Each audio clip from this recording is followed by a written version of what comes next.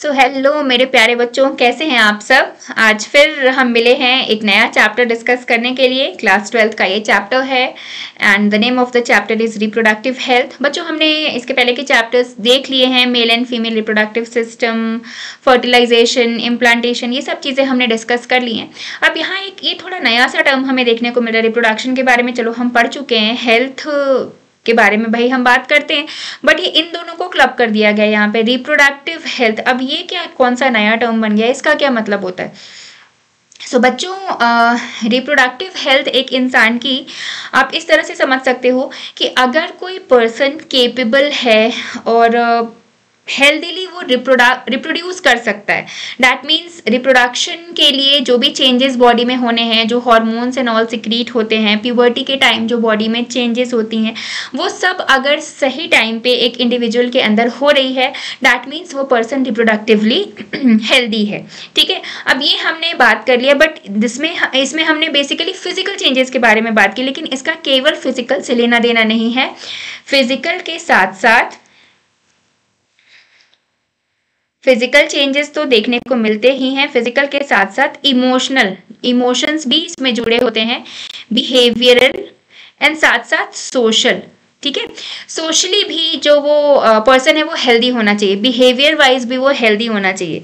ठीक है, सो अगर हर पर्सपेक्टिव से कोई इंसान हेल्दी है, तब हम उसको बोलेंगे कि that person is reproductively healthy, या फिर उसकी रिप्रोडक्टिव हेल्थ जो है वो अच्छी है।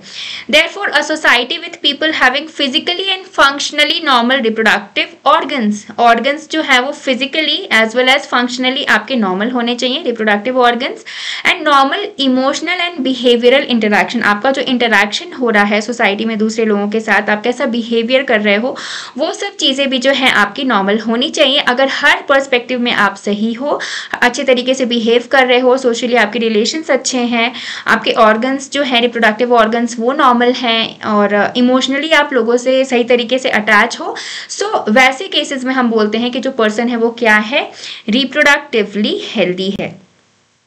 ठीक है, थोड़ा सा समझने की ज़रूरत है इस चीज़ को, अदरवाइज नॉर्मल चीज़ें ही एक्सप्लेन की गई हैं। ठीक है, सो रिप्रोडक्टिव हेल्थ मेंटेन करना इतना क्यों ज़रूरी है, या फिर हम कैसे मेंटेन कर सकते हैं, अपनी रिप्रोडक्टिव हेल्थ हम बना के कैसे रख सकते हैं। सो चलो यहाँ पे हम देखते हैं अब नेक्स्ट हमें क्या पॉइंट देखना है, प्रॉब्लम्स एंड स्ट्रैटेजीज। अब देखते हैं रिप्रोडक्टिव हेल्थ में प्रॉब्लम्स क्या आते हैं। सबसे पहले, India was amongst the first countries in the world to initiate action plans and programmes as a national level to attain total reproductive health. अब इंडिया जो है इन चीज़ों में हमेशा बढ़ चढ़ के भाग लेता है भाई, तो इंडिया जो था वो फर्स्ट कंट्रीज में था जिसने नेशनल लेवल पे रिप्रोडक्टिव हेल्थ अचीव करने की जो थी वो बात कही थी, और इसके अंदर बहुत सारे प्रोग्राम्स वगैरह भी लॉन्च किए गए जो कि लोगों को रिप्रोडक्टिवली हेल्दी रखने में हेल्पफुल थे। और reproductive and child health care RCH जो है ये प्रोग्राम लॉन्च किया गया, और मेन देखो इनका टारगेट क्या था, ताकि बच्चों को या फिर इंडिविजुअल्स को रिप्रोडक्टिव हेल्थ के बारे में अवेयर करवाया जाए। ठीक है, लोगों को पता होना चाहिए कि रिप्रोडक्टिवली हेल्दी होना किसे कहते हैं, आप कब रिप्रोडक्टिवली हेल्दी हो, ये चीज़ें इसकी इन्फॉर्मेशन होनी चाहिए। अब इसके लिए गवर्नमेंट ने भी जो है बहुत सारे स्टेप्स उठाए हैं सोसाइटी को हेल्दी रखने के लिए। उसको मेजर टास्क माना है अपना कि हमें ज़्यादा से ज़्यादा अवेयरनेस इस मामले में बढ़ानी है with the help of audio visual and print media. Government, आपने देखा होगा कहीं गाँव वगैरह में जाते हो ना, तो वो ऑटो के ऊपर स्पीकर लगा देते हैं, जिससे कुछ इन्फॉर्मेशन जो है वो स्पीकर से आवाज़ आती है, और वो ऑटो घूम घूम के गांव वगैरह में या छोटा मोटा कोई शहर है तो वहाँ घूम घूम के ये जो नॉलेज है, एक्चुअली इन्फॉर्मेशन है, वो लोगों तक पहुँचाता है। क्योंकि देखो जो लोग स्कूल जा रहे हैं, कॉलेजेस में जा रहे हैं, अच्छी एजुकेशन ले रहे हैं, उनको धीरे धीरे प्रॉपर स्टेजेस पे इन्फॉर्मेशन मिल जाती है। प्रॉब्लम उनके साथ आती है जो लोग एजुकेट नहीं हो पाए। ठीक है, सो उन लोगों के लिए गवर्नमेंट ने क्या इनिशिएटिव लिया कि खुद कुछ ऑडियो विजुअल जो प्रोग्राम्स हैं वो ऑर्गेनाइज किए गए, या फिर जैसा मैंने आपको वो ऑटो वाला बताया, स्पीकर्स के थ्रू जो है वो गवर्नमेंट की तरह से स्कीम्स चलाई गई, छोटे छोटे गाँव में, कस्बों में जा जा के इन्फॉर्मेशन जो है वो दी जाने लगी। सो इस तरह से लोगों में धीरे धीरे अवेयरनेस आने लगी। अब इसके अलावा और किन का रोल है, parents and close relatives. Suppose कोई इंडिविजुअल है तो उसके जो पेरेंट्स होते हैं वो भी उसको इन पर्सपेक्टिव्स के बारे में जानकारी दे सकते हैं, रिप्रोडक्टिव हेल्थ के बारे में समझा सकते हैं। सपोज अगर प्यूबर्टी पे आपके मेल्स या फीमेल्स में जो चेंजेस आती हैं तो उसके बारे में इंफॉर्मेशन उस बच्चे के पास पहले से होना चाहिए। 13-14 ईयर की जो एज होती है उसमें बॉडी में जो चेंजेस आते हैं, तो इसमें मेन रोल कौन प्ले करता है? टीचर्स जो होते हैं, वो स्कूल्स में बच्चों को इन्फॉर्मेशन दी जाती है। घर पे जो पेरेंट्स होते हैं, क्लोज रिलेटिव्स जो होते हैं, वो इन सब चीज़ों में बच्चों को पहले से इन्फॉर्म कर सकते हैं ताकि बच्चा mentally and physically in changes के लिए तैयार रहे। इन चीज़ों की इंफॉर्मेशन पहले से बच्चे में होनी चाहिए। साथ साथ introduction of sex education, sex के बारे में भी, सेक्स एजुकेशन भी जो है वो लोअर लेवल से, स्कूल से ही बच्चों को पढ़ाया जाना चाहिए। क्योंकि इसमें पहले ऐसा होता था कि टीचर्स भी बहुत ज़्यादा झिझकते थे या फिर बच्चे ओपनली इन चीज़ों के बारे में बात नहीं कर पाते थे। लेकिन अब धीरे धीरे सिचुएशंस चेंज हो रही हैं, क्योंकि अगर इन चीज़ों के बारे में इंफॉर्मेशन बहुत पहले से बच्चों में नहीं होगी तो आगे चल के उनको बहुत ज़्यादा वैसी चीज़ों का सामना करना पड़ेगा जिनके बारे में उनको कुछ पता ही नहीं है। और अगर पहले से उन्हें कुछ सपोज नेगेटिव इम्पैक्ट्स के बारे में पता है कि अगर हम ये काम करते हैं तो इससे ये हो सकता है, इस तरह की बीमारी हो सकती है जिससे हमारी जान भी जा सकती है, तो बच्चा आगे जाके वो चीज़ कभी करने की कोशिश नहीं करेगा। उसको प्रॉपर इन्फॉर्मेशन उन चीज़ों के बारे में होनी चाहिए। सेक्स रिलेटेड एस्पेक्ट्स जो है वो बच्चों को पता होने चाहिए। मिसकंसेप्शंस बच्चों के क्लियर होने चाहिए। और एक इसमें पेरेंट्स का रोल इस मामले में भी होना चाहिए कि उनको बच्चों के साथ बात करने में खुद को ओपन रखना चाहिए। ऐसा रिलेशन अपने बच्चों के साथ बना के रखना चाहिए कि बच्चा खुल के अपने पेरेंट्स से, अगर उसके मन में कोई डाउट है तो वो आराम से बात कर सके और पेरेंट्स भी जो है वो बच्चों को सही इन्फॉर्मेशन प्रोवाइड कर सकें। जैसे आपके STD हैं, सेक्सुअली ट्रांसमिटेड डिजीजेज, एड्स है जो कि सब बीमारियों का आप कह सकते हो किंग है, भगवान ना करे कभी किसी को ही, लेकिन ये इतनी ज़्यादा बुरी बीमारी है कि इससे बचना मुश्किल है। काफ़ी लोगों की जान इसमें जा चुकी है। इन सब चीज़ों के बारे में राइट एज पे बच्चों को, लोगों को पता होना चाहिए। इन सब चीज़ों का भी रिलेशन है आपकी रिप्रोडक्टिव हेल्थ से। आप हेल्दी हो, इमोशनल एस्पेक्ट में भी आप हेल्दी तब हो जब आपके अंदर हर चीज़ के बारे में सही इन्फॉर्मेशन है। ये सब चीज़ें गार्जियंस को, टीचर्स को ध्यान देने वाली बात होती है। अब इसके अलावा क्या है, educating people specially fertile couples, वैसे लोग जिनकी शादी होने वाली है या फिर मैरिज के जो एज ग्रुप में पहुंच चुके हैं, जिनकी शादी की एज है, उनको इन सब चीज़ों के बारे में पता होने चाहिए। बर्थ कंट्रोल ऑप्शंस, सपोज जिनकी शादी हुई है लेकिन उनको तुरंत अभी बेबी नहीं चाहिए, तो बर्थ कंट्रोल के क्या क्या ऑप्शंस हैं उनको, इनके बारे में पता होना चाहिए। इसके अलावा केयर ऑफ प्रेग्नेंट मदर्स, अगर फैमिली में कोई मदर प्रेग्नेंट है तो उसकी केयर कैसे कर सकते हैं, इसके बारे में पता होनी चाहिए। पोस्ट नेटल केयर, डिलीवरी जब हो गई है उसके बाद भी मदर को काफ़ी केयर की ज़रूरत होती है। इन सब चीज़ों के बारे में इंफॉर्मेशन, एजुकेशन सबके लिए बहुत ज़्यादा ज़रूरी है, क्योंकि अगर ये इन्फॉर्मेशन नहीं होगी तो मिसकंसेप्शंस जो हैं वो बने के बने रहेंगे। और इसमें फिर क्या है, इंपॉर्टेंस ऑफ ब्रेस्ट फीडिंग, जो मदर है उसको ब्रेस्ट फीडिंग की इंपॉर्टेंस पता होनी चाहिए। इक्वल अपॉर्चुनिटीज़, फैमिली के हर मेंबर के दिमाग में ये बात होनी चाहिए कि जो बेबी है वो मेल हो या फीमेल हो उससे कोई फ़र्क नहीं पड़ता, उस दोनों के लिए अपॉर्चुनिटीज़ जो है वो इक्वल होनी चाहिए। ये सब चीज़ें अगर लोगों तक पहुँचेंगी, इसके बारे में इंफॉर्मेशन लोगों तक जाएगी, तभी सोसाइटी में कुछ पॉजिटिव चेंज जो है वो हमें देखने को मिल सकता है। Awareness of problem due to uncontrolled population growth, अगर पॉपुलेशन को कंट्रोल नहीं किया गया, बेबीज बर्थ को कंट्रोल नहीं किया गया, तो जो पॉपुलेशन उसमें एक्सप्लोजन हो जाएगा। और social evils like sex abuse and sex related crimes, ये सब भी बहुत ज़्यादा बढ़ने लगेंगी। इन सब चीज़ों के बारे में इंफॉर्मेशन ज़रूरी है, तभी ये चीज़ें रुक सकती हैं और जो हमारी सोसाइटी है वो हेल्दी बन सकती है। Successful implementation of various action plans, अब एक्शन प्लान्स भी साथ साथ इसके हमें लेने पड़ेंगे, उनका इम्प्लीमेंटेशन करना पड़ेगा। और प्रोफेशनल एक्सपर्टीज भी इसमें ज़रूरी है, मटेरियल सपोर्ट भी साथ साथ होना चाहिए। बेसिकली देखो बच्चों, इस पहले क्या होता था कि अगर हम मेल और फीमेल चाइल्ड के बारे में बात करें, पहले क्या, अभी भी कई जगहों पे ऐसा होता है कि फीमेल में पहले पता लगा लेते हैं कि जो चाइल्ड है वो मेल है या फीमेल है। और कुछ डॉक्टर्स ऐसे होते हैं कि अगर फीमेल चाइल्ड है, सेक्स डिटरमाइन पहले ही करा लिया और उसके बाद उस बच्चे को अबॉर्ट करा देते हैं। अगर फीमेल चाइल्ड है तो अगर नहीं चाहिए किसी को बेटी, तो वो क्या करते हैं कि गर्भ में ही वैसे बच्चे को गिरा दिया जाता है। This this is basically very wrong. ये यहाँ पे एमनियोसेंटेसिस जो आपका मेंशन किया हुआ है, ये वही प्रोसेस है एमनियोटिक फ्लूइड को लेके, और इसमें आपका डिटेक्ट कर लिया जाता है कि जो गर्भ में बच्चा है उसका सेक्स क्या है, मेल है या फीमेल है, और इस पे अब बैन लग चुका है।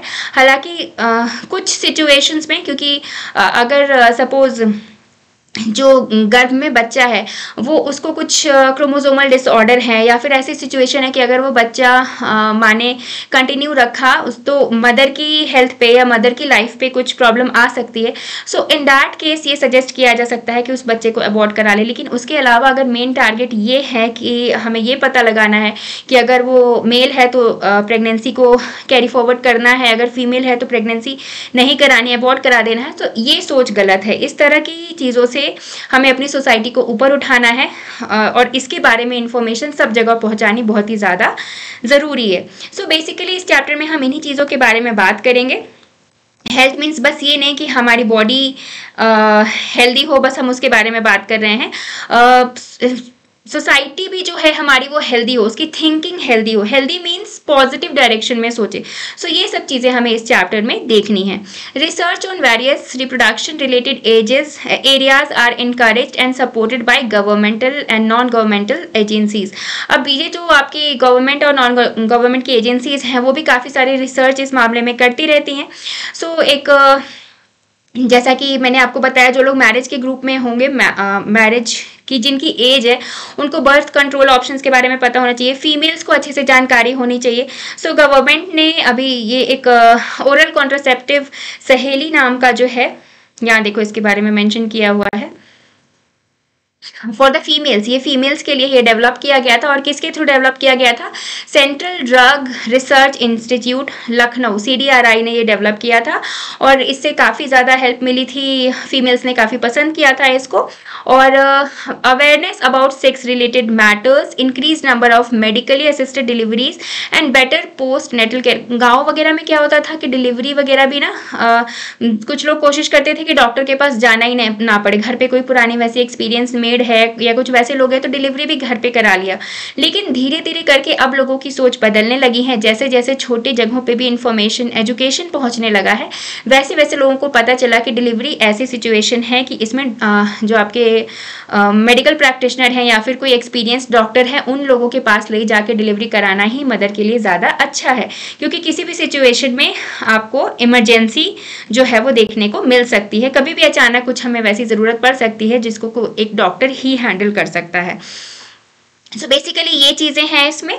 और अब इसमें population explosion and birth control में हम देखते हैं हमें क्या देखना है।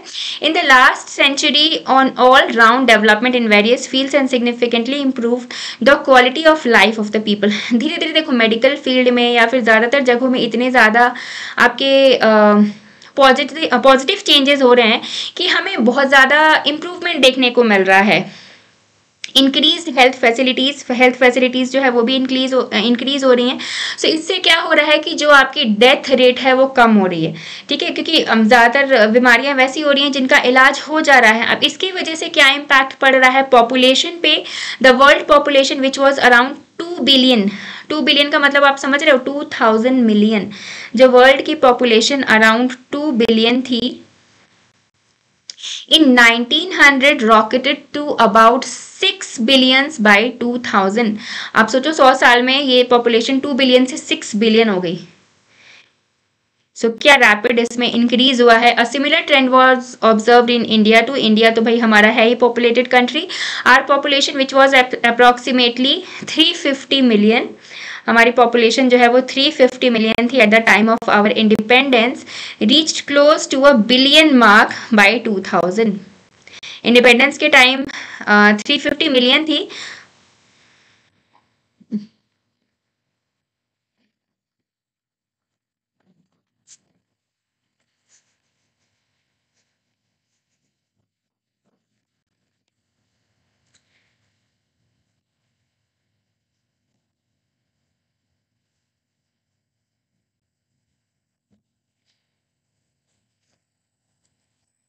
सो इंडिपेंडेंस के टाइम 350 मिलियन थी, और ये 2000 आते आते ये कितनी हो गई आपकी बिलियन मार्क तक पहुंच गई थी, क्रॉस्ड 1 बिलियन इन May 2000, और May 2000 तक आते आते ये 1 बिलियन को भी क्रॉस कर गई। That means every 6th person, आप ये सोच के देखो पूरे वर्ल्ड का हर छठा आदमी क्या है, इंडियन है।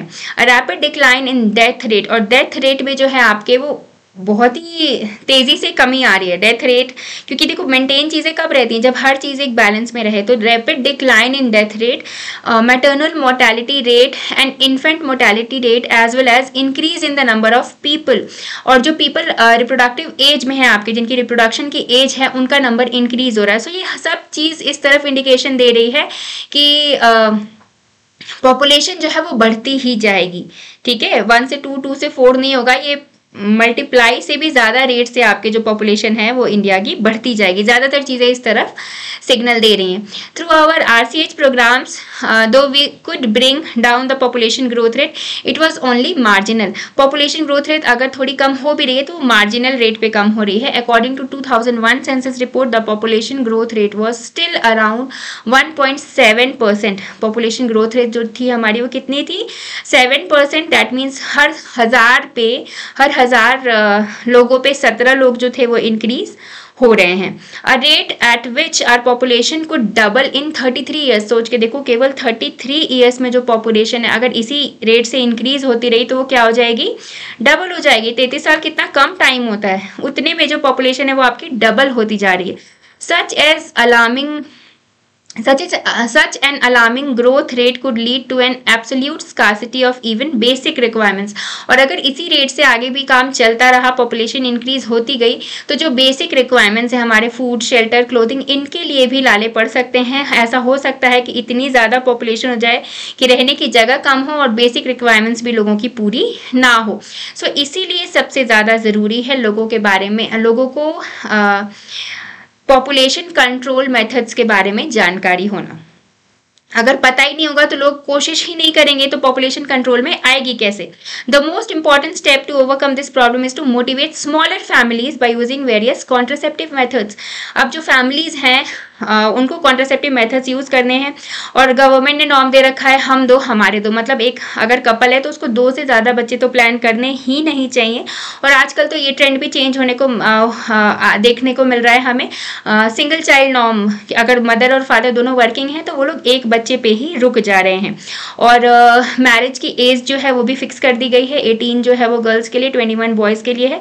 लेकिन ये एज भी एज सच वैसी फिक्स नहीं है। अब जैसे जैसे एजुकेशन लोगों में बढ़ रहा है तो जो हमारे बॉयज़ भी हैं वो 21 ईयर्स पे बिल्कुल ये नहीं कह रहे हैं कि वो उनको तुरंत ही शादी करनी है। लोग उससे भी ज़्यादा टाइम ले रहे हैं, अच्छे से अपने करियर पे फोकस कर रहे हैं, सेटल हो जा रहे हैं, उसके बाद लोग शादी वगैरह करने के बारे में सोच रहे हैं।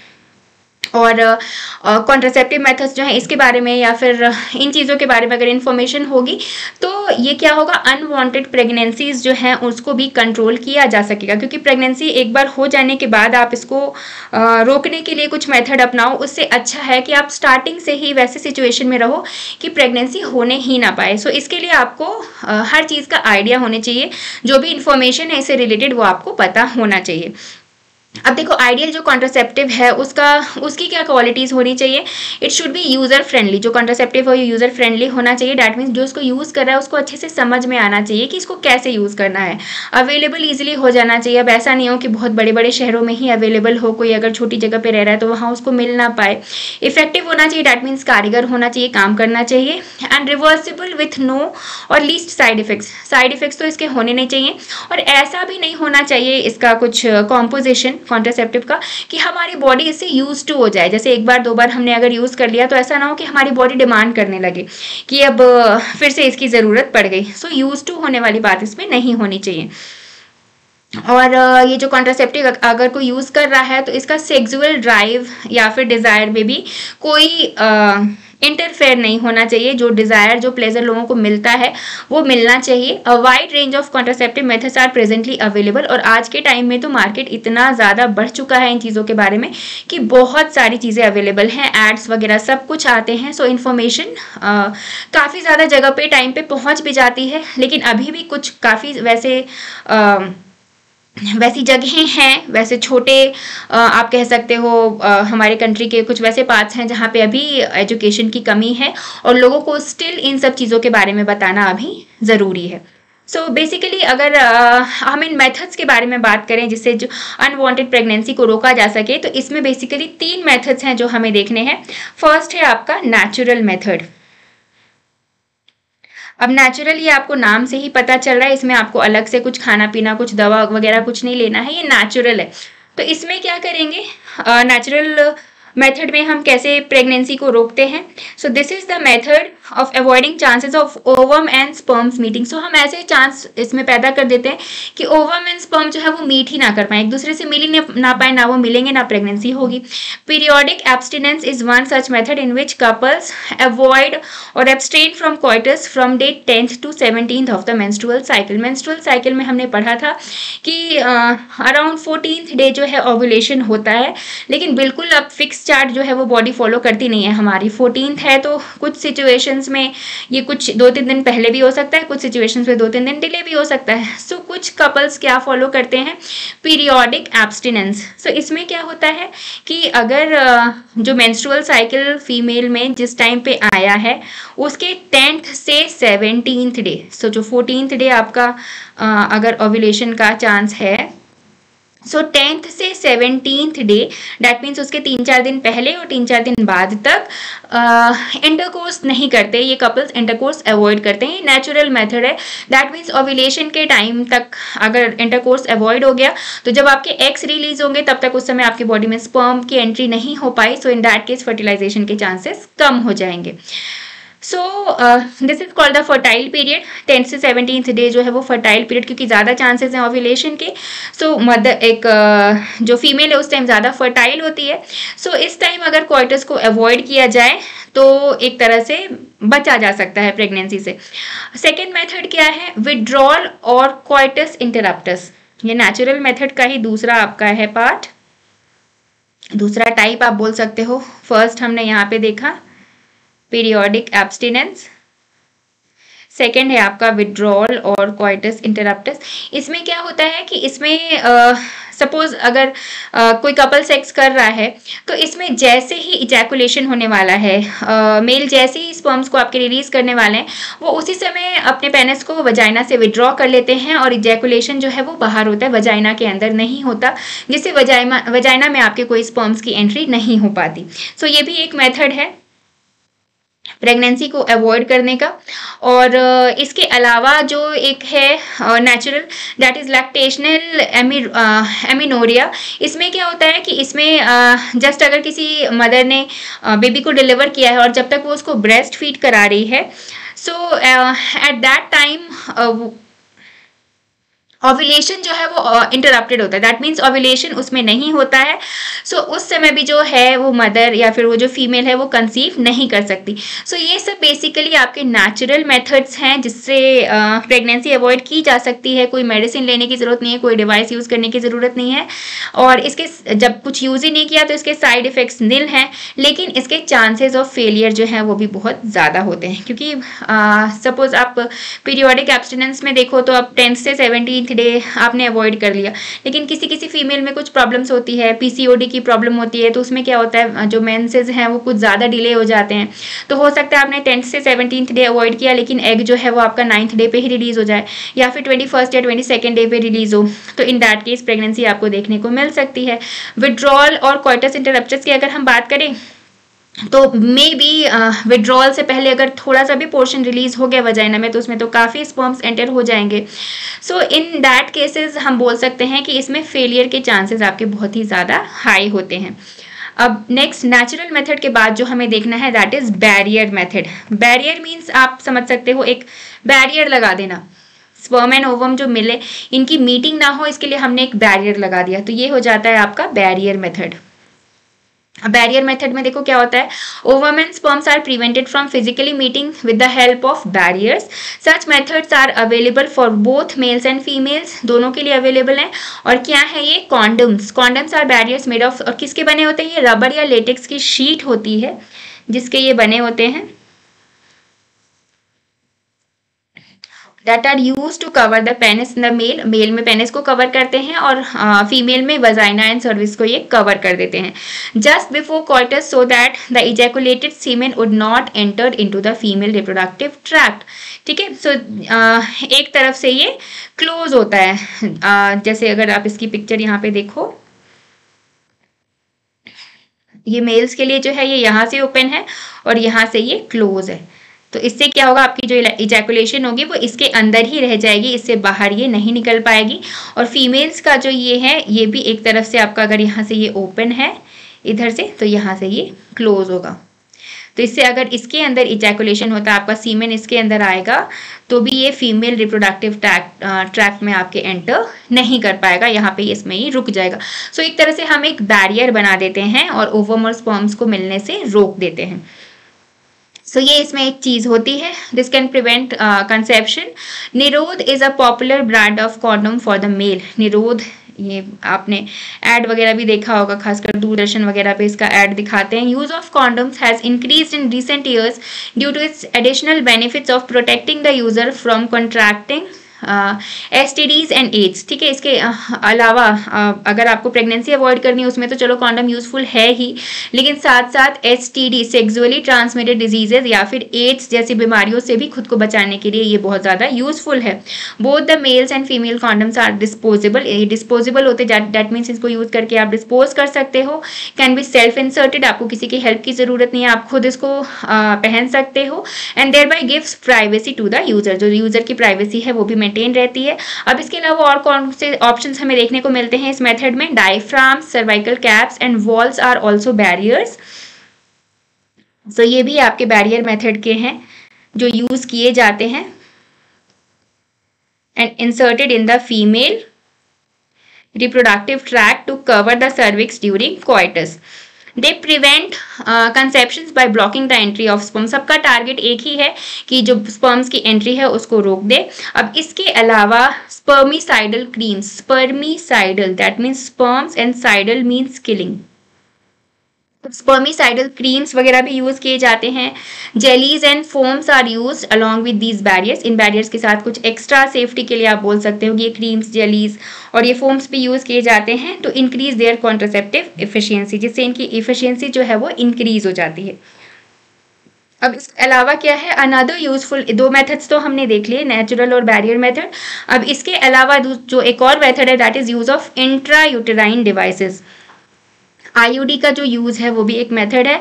These devices are inserted by doctors और एक्सपर्ट नर्सेज। ये खुद ब खुद नहीं कर सकते, डॉक्टर्स या नर्सेज ही करती हैं। थ्रू वजाइना, वजाइना के थ्रू आपके यूट्रस में ये इंसर्ट कर दिए जाएंगे। These intra uterine devices are presently available as the non medicated IUDs, और ये नॉन मेडिकेटेड IUDs के फॉर्म में आपके अवेलेबल हैं। नॉन मेडिकेटेड IUDs का क्या एग्जाम्पल है आपका, ये लिपस लूप देखो यहाँ पे एग्जाम्पल है।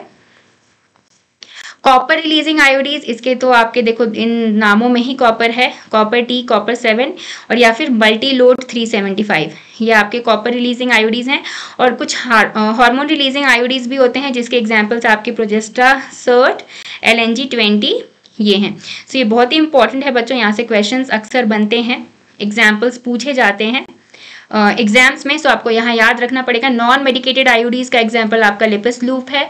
कॉपर रिलीजिंग में आपके कॉपर 7 और कॉपर T आपको लर्न हो जाएंगे। मल्टी लोड 375 आपको याद करना है। और हार्मोन रिलीजिंग IUDs में आपके प्रोजेस्टा सर्ट, LNG-20 ये दोनों आपको याद, प्रोजेस्टा सर्ट चलो फिर भी याद हो जाएगा, प्रोजेस्टेरॉन से मिलकर बना है तो वो हार्मोन रिलीजिंग हो जाएगा। LNG-20 आपको याद करना है। So IUDs increase phagocytosis of sperms and the fertilizing capacity of the sperm.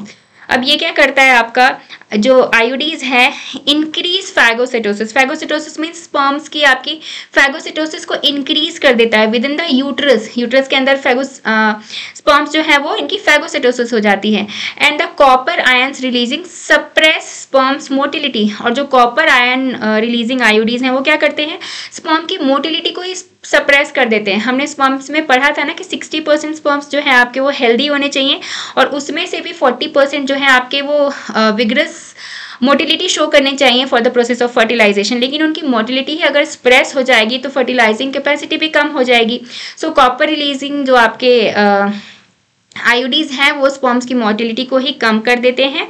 The hormone releasing IUDs in addition make the uterus unsuitable, और जो हार्मोन रिलीजिंग है वो यूट्रस को ही अनसूटेबल बना देते हैं इम्प्लांटेशन के लिए। इम्प्लांटेशन ही नहीं होगा तो प्रेगनेंसी भी नहीं होगी।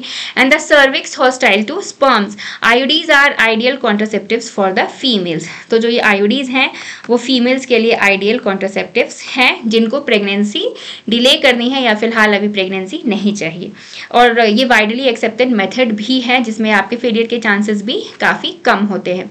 सो बेसिकली आज का हम यहाँ पे लेक्चर स्टॉप करते हैं। इसके जो रेस्ट ऑफ द टॉपिक्स हैं वो हम अपने नेक्स्ट वीडियो में कवर करेंगे।